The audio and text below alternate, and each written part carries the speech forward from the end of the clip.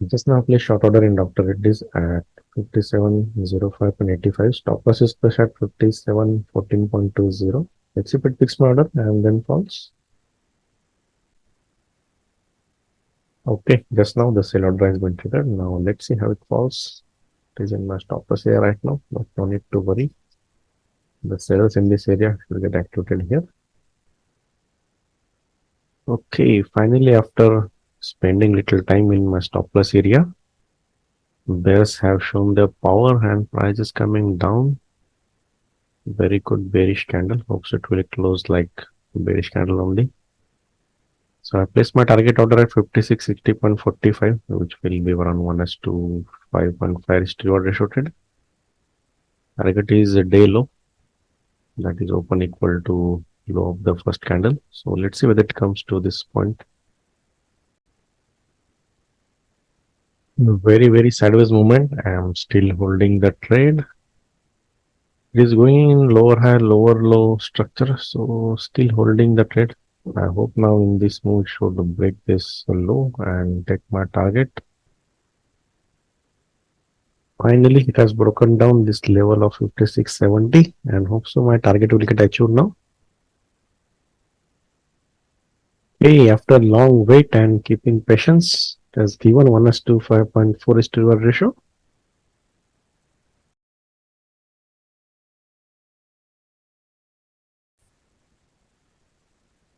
Hello traders, discuss करते हैं आज का ट्रेड इन डॉक्टर रेड्डी।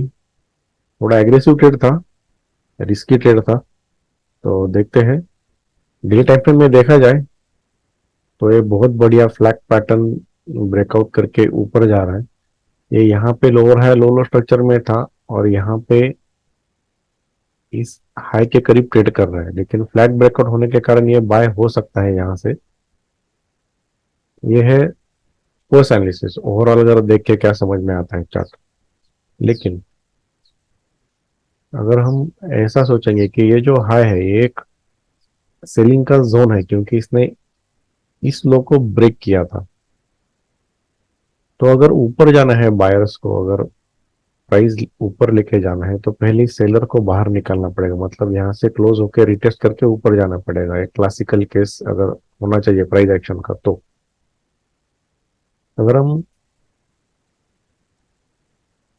इन दो कैंडल को देखेंगे जिन्होंने ब्रेकआउट करने की कोशिश की थी, ये कैंडल और ये कैंडल, दोनों में वॉल्यूम इंक्रीज है, लेकिन दोनों में टॉप वीक है। मतलब यहाँ बायर्स ने कोशिश जरूर की थी ये ब्रेकआउट करके ऊपर क्लोजिंग देने की, लेकिन फेल हुए। मतलब यहाँ पे सेलर्स का एंट्री हुआ है मार्केट में, ऐसा मान सकते हैं।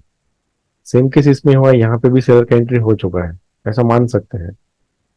एक रेजिस्टेंस पे प्राइस खड़ा है, सेलर का प्रेजेंस हमें दिख रहा है, इसीलिए अगर डे टाइम फ्रेम में ये ऊपर जाने के लिए रेडी है, फिर भी हम इंट्राडे के लिए थोड़ा एग्रेसिव हाइपो सेल रख सकते हैं। इसीलिए हाइपोथेसिस सेल साइड रखा था।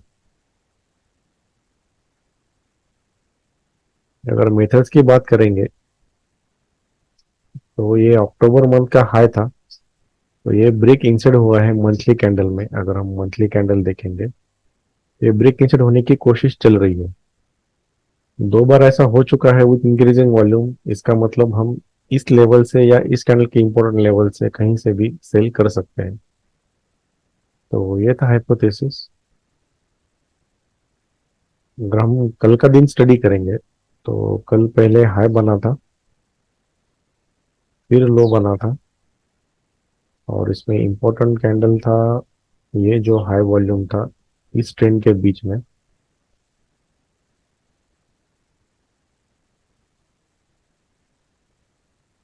और प्राइस ओपन होता है यहाँ पे, हल्का सा गैप अप होता है, ये दोनों लेवल्स को सपोर्ट कंफर्म होता है।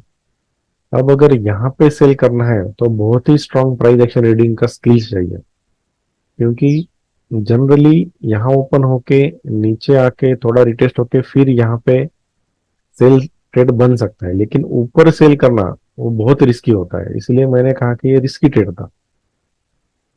अब कौन सा अगर हमको सेल करना है तो क्या क्या देखना चाहिए। तो पहली बात, ये जो हम ड्रॉ कर रहे हैं, ये सब कुछ कर रहे हैं, ये क्यों कर रहे हैं? क्योंकि पिछला दिन का जो ट्रेंड था वो डाउन साइड था, तो हम सेलर का लोकेशन यहाँ पे ढूंढ रहे हैं। तो सेलर का लोकेशन ये हो सकता है कि जो स्विंग मार्क करेंगे उसका हाई लो, ये भी सेलर का लोकेशन है, क्योंकि यहाँ से सेलिंग स्टार्ट हुआ, यहाँ से सेलिंग स्टार्ट हुआ, यहाँ से सेलिंग स्टार्ट हुआ, यहाँ से सेलिंग स्टार्ट हुआ। तो ये सब रेजिस्टेंस बनते जाते हैं। और जो ब्रेकआउट हुआ उसको जब तक नीचे नहीं आता सेल करके फायदा नहीं है, वो ऊपर सेल करके फायदा नहीं, मतलब इसको रेफरेंस नहीं पकड़ सकते, हमको रेफरेंस ऊपर से चाहिए कहीं से। तो अब रेफरेंस कहाँ से लिया था? एक रेफरेंस है ये स्विंग लेवल, दूसरा रेफरेंस है ये ट्रेंडिंग जोन। सो यहाँ से यहाँ तक एक ट्रेंडिंग जोन बना था, जो बेरिश ट्रेंडिंग जोन है।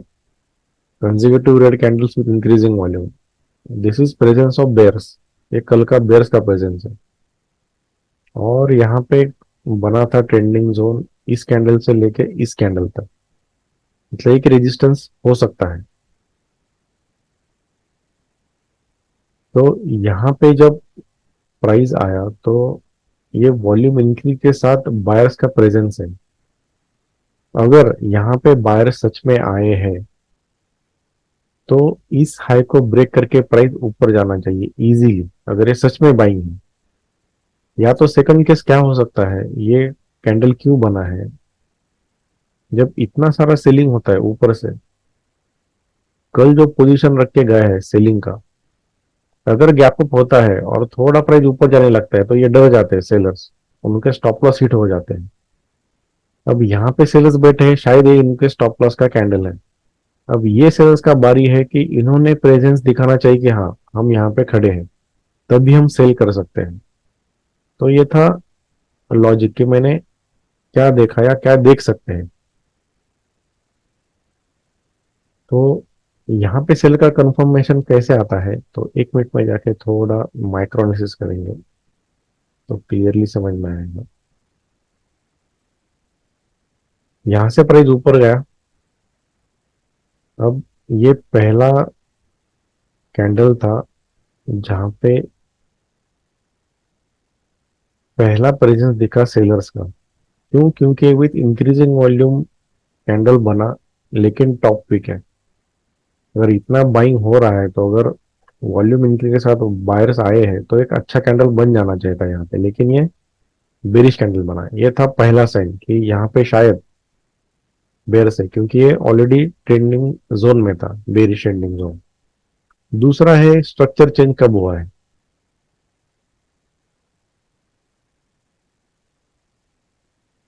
यहाँ से पर नीचे से ऊपर गया, फिर नीचे आया, फिर ऊपर गया और फिर नीचे आया।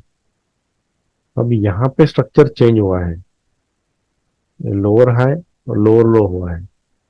अगर इतना सारा बाइंग है, प्राइस थोड़ा नीचे रिट्रेस हुआ और अगर ऊपर जाने की कोशिश चल रही है, वो भी इंक्रीजिंग वॉल्यूम, यहाँ पे वॉल्यूम इंक्रीज है, यहाँ पे वॉल्यूम इंक्रीज है, मतलब बायर्स तो ट्राई कर रहे हैं, फिर फेल क्यों हो रहा है? बायर्स ऊपर क्यों नहीं जा रहा प्राइस, ये सोचना है। अगर इस हाई को ब्रेक करने के लिए मुश्किल हो रहा है और अगर सेलर्स आते हैं यहाँ पे ये लो ब्रेक करके, मतलब यहाँ पे लोअर हाई लोअर अगर होता है ये रेजिस्टेंस जोन में, तो शायद सेलर्स का एंट्री यहाँ पे हो चुका है। तो यहाँ पे मैंने ये कंफर्मेशन लिया स्ट्रक्चर का, और ये जो लेवल था टू ग्रीन टू रेड का, टू ग्रीन टू रेड का कॉम्बिनेशन का 4.25, अब मुझे स्टॉप लॉस कहाँ पे रख सकता हूँ? एक यहाँ पे रख सकता हूँ, इसके ऊपर रख सकता हूँ। तो मुझे स्टॉप लॉस मिल गया। स्टॉप लॉस क्या था? इसके ऊपर 20 पैसा रखा था बफर देके, 14.20 डे हाई के ऊपर थोड़ा रखा था। अब मैं यहाँ पे भी ऑर्डर रख सकता हूँ, या तो थोड़ा स्टॉप लॉस कम करने के लिए मैं ऊपर भी ऑर्डर लगा सकता हूँ। अब ये थोड़ा फ्लेक्सिबल है, इतना कुछ मायने नहीं रखता 2-3 रुपए यहाँ पे, क्योंकि 5,700 का स्टॉक है। तो मैंने एंट्री लगाया था 05.85,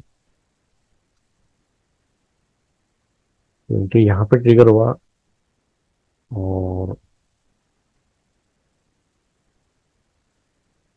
टारगेट रखा था दे लो 60.45, एग्जैक्टली इसी पॉइंट को टच करके मेरा ऑर्डर लेके यहाँ से बाउंस बैक हुआ है। तो ये है importance of keeping right target also. Entry तो इम्पोर्टेंट है लेकिन टारगेट भी इम्पोर्टेंट है। जितना मिल सकता है उतना ले लो और निकल जाओ मार्केट से, ज़्यादा वेट नहीं करना है, एटलीस्ट मैं तो नहीं करता। तो ये था मेरा ट्रेड, होप्स आपको समझ में आया होगा। धन्यवाद।